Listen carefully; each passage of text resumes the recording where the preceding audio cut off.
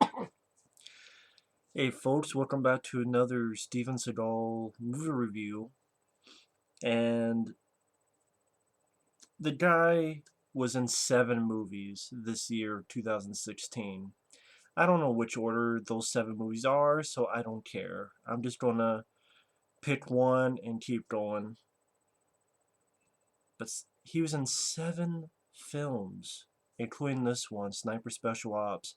And for a second, you saw I had my eyes closed because watching this film, it might as well have been with my eyes closed because there was nothing there. But the title, for a split second, I'm like, is this related to Tom Berenger's? No, no, no. It's nothing to do with that Sniper, which those have their own series of movies that still going to this day. Some with Tom Berenger, some with Billy Zane. No, it has nothing to do with that. I'm like, did they replace Tom Berenger with Steven Seagal? No. And then I'm thinking, are they trying to get on the bandwagon of American Sniper? Why? I don't know why this is called Sniper Special Ops. Hell, an actual sniper with a sniper rifle, you see it for 1 or 2 minutes at the beginning of the film. After that, there's no sniper in any of the rest of the movie. It's called Sniper Special Ops, but the only sniping is after the opening credits. They show Seagal with his fucking raggedy ass goatee now for about a minute, shoots a canteen out of a guy's hand, shoots one guy, then shoots another. Literally, it's like a minute or two. And again, it's called Sniper Special Ops. And here's the another kicker. Guess who directed this movie? Fred Olen Ray. So the shitty direct-to-video Steven Seagal films now meets the shitty work of Fred Olen Ray, who did The Alien Dead.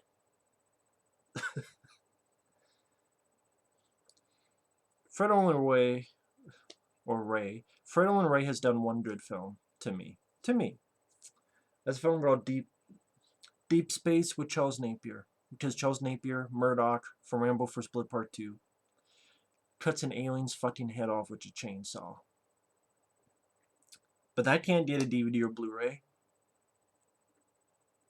Because apparently MGM won't get into contact with them because MGM owns the rights to it. But we can have this fucking movie.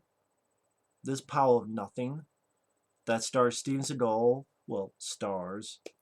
Yeah, I love the fact on the cover it says Seagal and Van Damme, but no, not that Van Damme, not that Van Damme, because that Van Damme has an E at the end of his name. This is Rob Van Dam, as in the whole fucking show. The wrestler who, he was in ECW, a little bit of WWF. And you know what? Now that I say ECW, there was a certain chant in the Hammerstein Ballroom that you would hear a lot. It's called "You fucked up, you fucked up, you fucked up, you fucked up." That's what I want to tell Seagal about his career for the past 15 years, since 2002's Half Past Dead to now.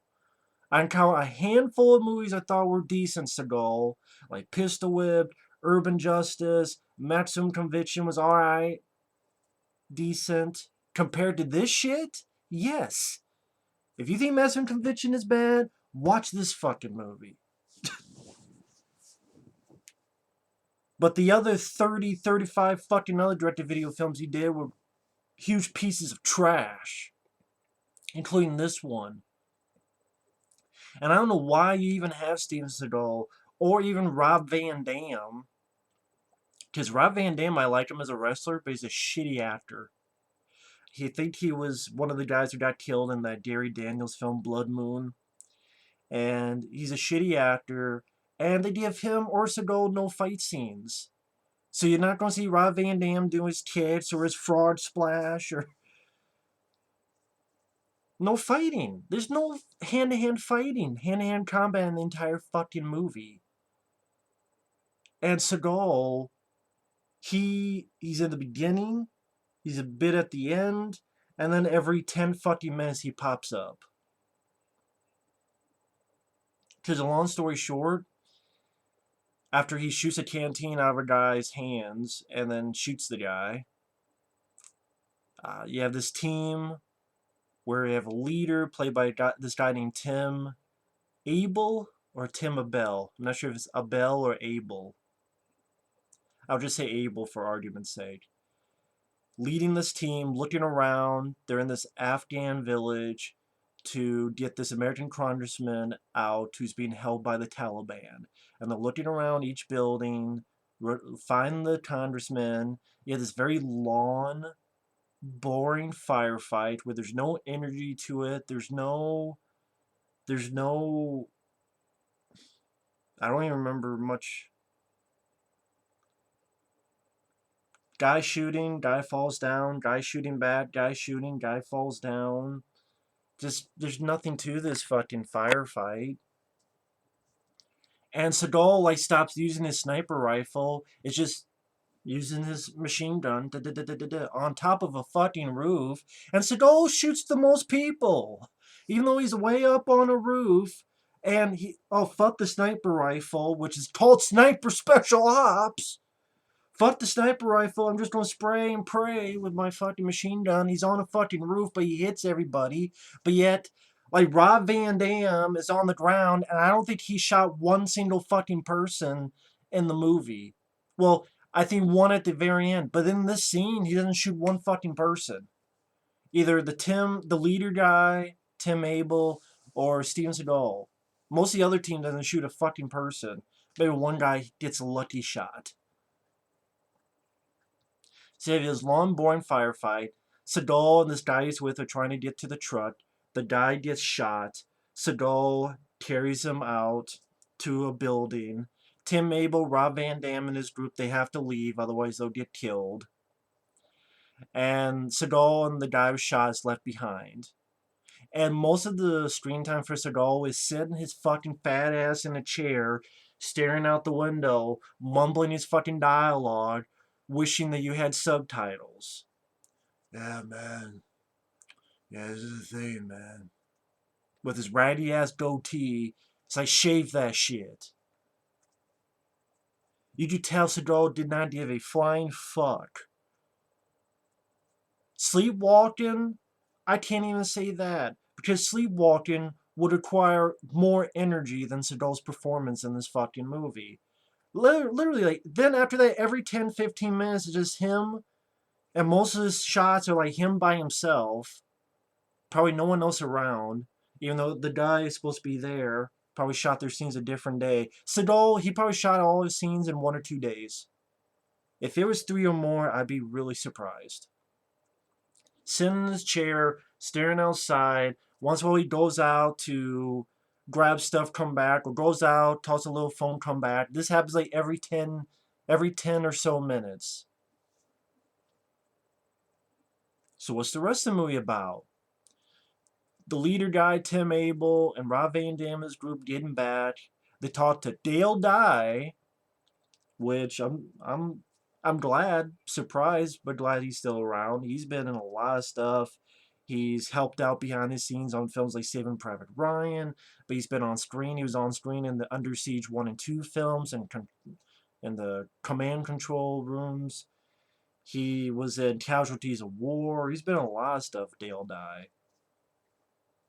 And he pretty much tells Tim Abell, you can't go back for Seagal and the other guy. So I'm thinking, well, they're going to avoid orders and they're going to go back to get their men. No, that's not the case. At least not till the very end. No, Rob Van Dam, and one other guy are ordered to help maintenance in this broken down supply truck, where most of the film takes place at, by this broken down supply truck. This really annoying, bitchy female reporter hitches a ride without them knowing. They get to the truck, there's one guy there, and there's this woman and a child in the back, a baby. And they find out later that this woman is the daughter of this head Taliban guy. And the child is the guy's grandson or something like that.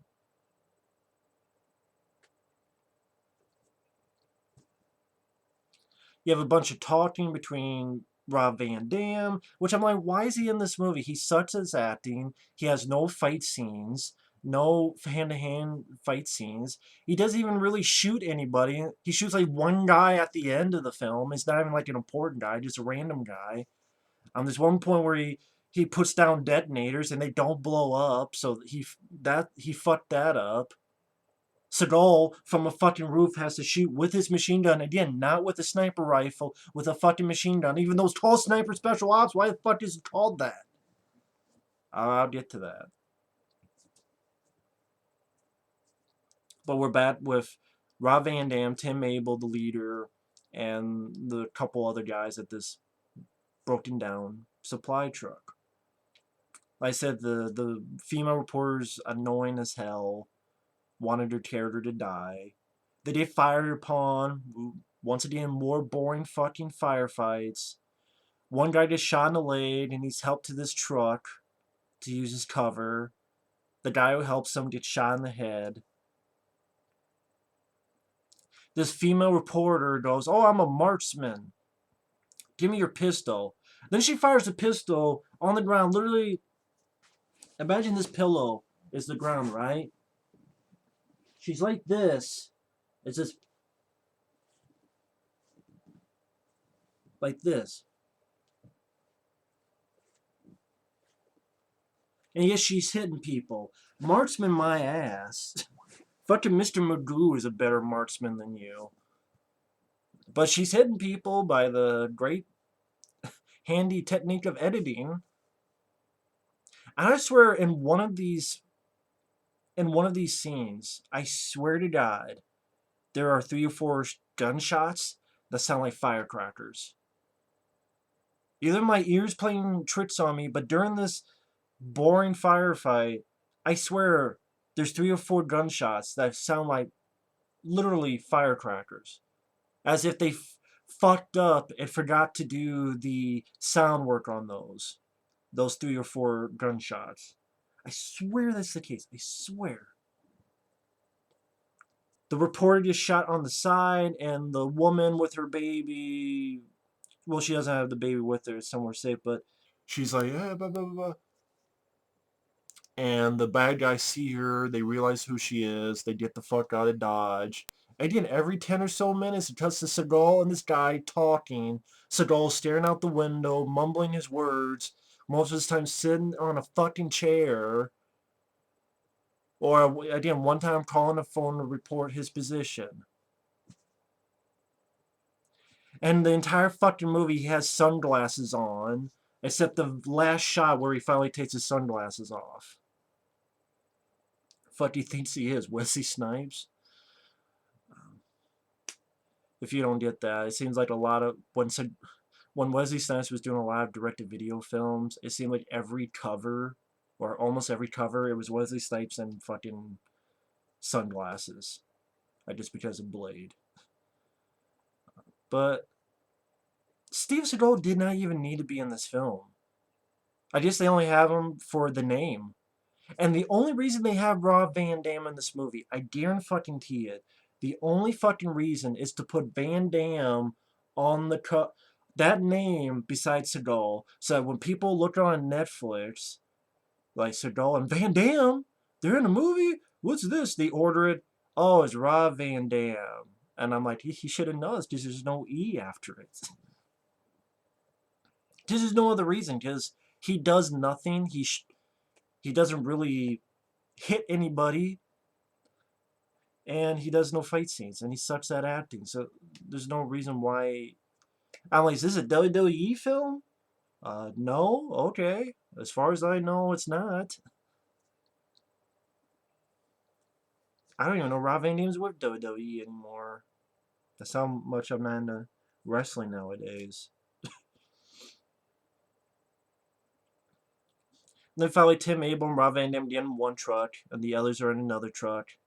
That's when and they're going to use you think, but not really, that they're going to use this woman and her baby to barter Seagal and the guy, who the guy with Seagal is paralyzed, because Seagal, I guess, is also a doctor as well as a sniper. Just like, yeah, you're shot in the back, so you hit your spine. I'm like, how the fuck do you know that? But whatever. Rob Van Dam, Tim Abel meet with the bad guys, and really they fake out the bad guys because the woman in garb is really the reporter pretending to be that woman because that woman is safe somewhere else, and she has not a baby but a bomb. Pretty much tells the guy to go to hell. You have an explosion that looks like shit, and you have more boring firefights. Instead of having Seagal snipe in a movie called Sniper Special Ops, he just randomly shoots from the rooftop and hidden people, and the detonator fails. So Seagal, with his machine gun, is shooting each of the detonators, blowing them up. And again, I think Rob Van Dam shoots one guy in the movie, and it's during this scene. Like, just randomly shoots one guy. Everything's safe. Seagal comes out, and he mumbles his dialogue to Tim Abel, the leader. Um, Tim Abel gets his picture taken by a reporter, as does Rob Van Dam, who actually even does his thumb thing when he gets his picture taken. The reporter tosses Seagal, "Are you really as good as they say you are?" And Seagal goes, "Every once in a while," and finally takes off his sunglasses. The movie ends with one of those showing a person and title card, so each person gets their title card.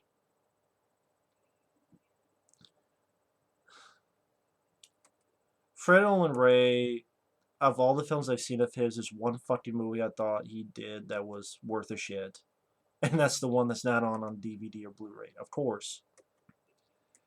This movie, the only good thing I can say is I thought the lead guy, played by Tim Abel, was actually a pretty decent actor.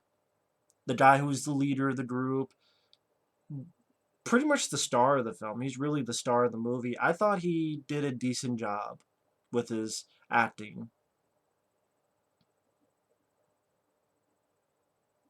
He was rugged, and he had a little bit of a personality to him. And yeah, maybe his name is pronounced Tim Abell or Tim Abel. But I thought this guy was a fairly decent actor. But him being a fairly decent actor, does that save this movie? Nothing can save this movie. This movie is one big pile of shit. Again, I know I just said the lead guy, Tim Abel, is a decent actor, but Rob Van Dam sucks, and they give him no fighting at all, and he doesn't even need to be there. He's only there so that his last name Van Dam to be next to Seagal, and then people who don't know or don't pay attention, they go, "Oh, it's Seagal and Van Dam." No, no, no. That's why Van Dam's not on the cover, and that's why it's not that Van Dam. His ends with an E, while this is just DAMM or DAM. I forget. Is DAM or DAMM? I think I can't remember. I don't care. I don't care.